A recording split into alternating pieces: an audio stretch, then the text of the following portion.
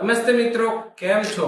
તો આજે આપણે વાત કરીશું જે ગુજરાતમાં હાલમાં ફેલાઈ રહ્યો છે ભયંકર રોગ, જેનું નામ છે ચાંદીપુરમ. ચાંદીપુરમ રોગ મુખ્યત્વે બહુ જ ખતરનાક વાયરસ છે, જેના બાળકોમાં ખાસ કરીને 9 માસથી કરીને 14 વર્ષના બાળકોમાં જોવા મળે છે.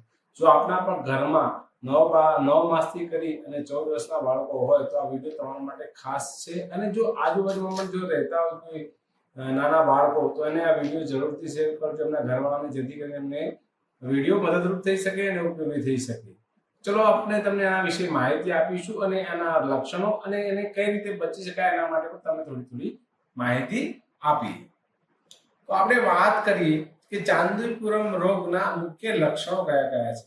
તો ખાસ એમાં બહુ જ તાવ આવવો, ભયંકર તાવ આવવો, બહુ જ ગરમ શરીર થઈ જવું, તાવ આવવો.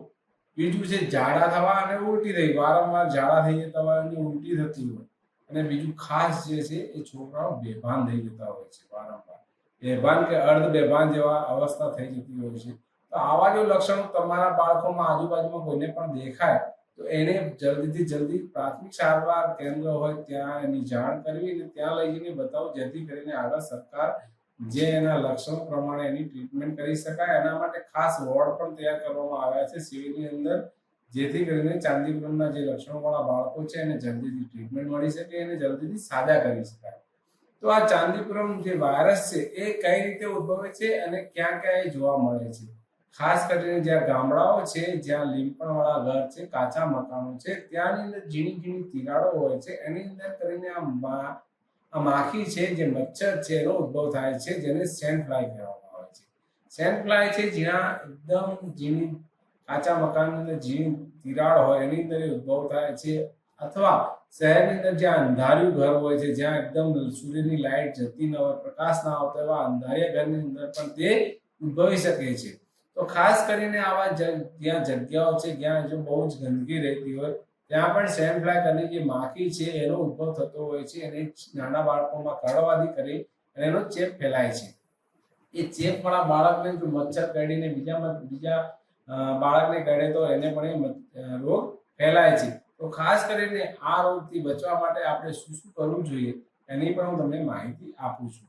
તો એમાં ખાસ કરીને જ્યાં આવા ગામડાઓ છે, જે લીમપણવાળા ઘર છે જૂના, તો એ લીમપણવાળા ઘરની અંદર જ્યાં તિરાડો છે, તિરાડોને કોઈ પણ રીતે પૂરી દેવી જોઈએ, માટીથી, સિમેન્ટથી, કોઈ પણ રીતે એ તિરાડો પૂરી દેવી જોઈએ, જ્યાંથી કરીને માખી છે એનો ઉદ્ભવ ના થાય.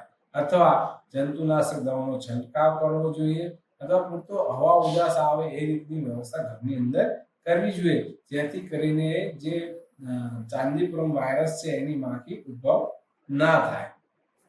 હવે વાત કરીએ કે જો રોગ થઈ ગયા પછી તો આપણે એને જાણ કરવી જોઈએ મ્યુનિસિપાલિટીની અંદર કે જ્યાં આરોગ્ય કેન્દ્ર હોય ત્યાં એની જાણ કરી, જેથી એને આપણે ટ્રીટમેન્ટ મળી શકે. બાકી પૂરતા પ્રમાણમાં આરામ કરવો, સ્વસ્થ અને સારો ખોરાક લેવો અને પૂરતો આરામ કરવો એ પણ જરૂરી છે.